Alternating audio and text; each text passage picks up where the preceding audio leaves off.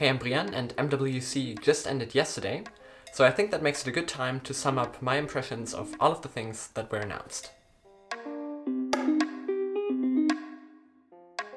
Let's start with the most important announcement, the Galaxy S9.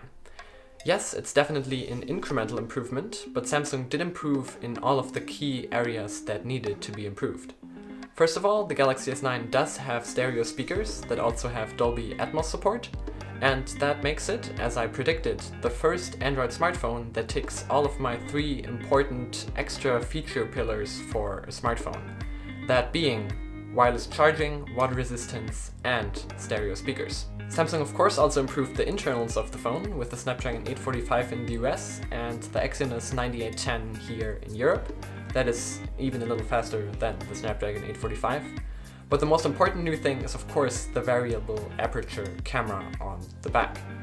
It does have an aperture of 1.5 when it's in low light, though Samsung only enables that when the phone is in brightness of under 100 lux, which is really dark. And I think that even a little brighter environments could benefit from that wide aperture, so I really see a lot of people probably shooting in pro mode with the Galaxy S9, which makes it a little less convenient. I think that Samsung could have enabled that aperture way sooner. And we'll also have to see if the f2.4 aperture actually leads to sharper pictures in better lighting compared to the f1.5 aperture. But I've already seen some low light shots from the S9 and that really seems to be way improved. The f1.5 aperture really comes to play there. But of course, if you don't want to spend $1,000 on a phone, the Galaxy S8 still looks like a compelling option, because it's not that different from the Galaxy S9, there are not that many trade-offs for half the price. So if you want a phone for $500 right now and you're looking at the Galaxy S8, you really don't have to spend more for the S9, I think. Now moving on to the second big new phone announcement, the Sony Xperia XZ2 and XZ2 Compact.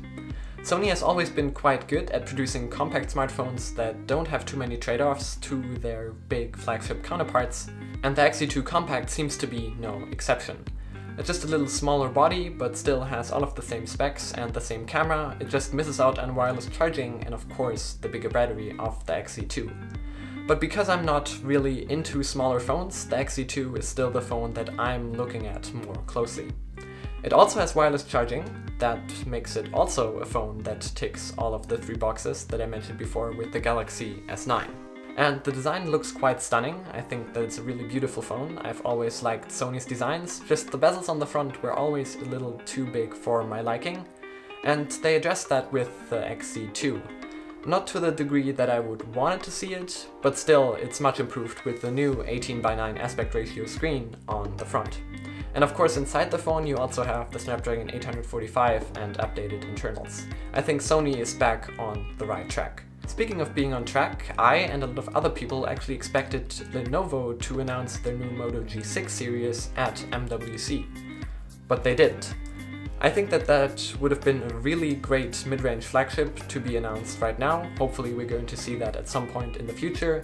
It should have the same stunning design of the Moto X4 that was a real star at IFA last year, with the new 18:9 display, all for under $300. But while we're talking about mid-range phones, Asus announced a whole new lineup of mid-range phones, the ZenFone 5 and the ZenFone 5Z. Now the design is of course a little controversial, it does copy the iPhone quite a lot, and I'm not really a fan of the notch at the top. I think that they could have taken some different approach to putting the front camera somewhere else. But that's what we have to live with now, Android manufacturers even copying Apple's questionable decisions. But the phone other than that looks quite good with a quite modern design and very minimal bezels. And also it has a Snapdragon 845 inside and it looks to have a pretty good camera, all for under $500 for the ZenFone 5Z. So it should be quite a good competitor to the OnePlus 5T. Now let's move on to another phone with minimal bezels that is actually not even quite a phone yet, it's more of a concept, and that is the Vivo Apex. That looked really, really interesting. It has 1.8mm bezels all the way around except at the bottom where it has a 4.3mm bezel, which is still really, really thin. Though maybe they could have taken the same approach as Apple with the iPhone X by rolling the OLED screen around, so they could have reduced the bottom bezel maybe even a little bit more. I'm by no means an engineer, I don't know how this stuff works, but maybe that could be an option for another concept. But other than that, it definitely shows how smartphones can look in the future with minimal bezels all the way around. And they did integrate the fingerprint sensor into the screen again. They were already the first to do that in the first place. But now they had the whole bottom half of the screen acting as a fingerprint reader, which seemed to be very convenient and seemed to work pretty well. But of course, with such a minimal bezel approach and such a beautiful design, there have to be some trade-offs, and that is probably the front-facing camera that extends from the top of the phone.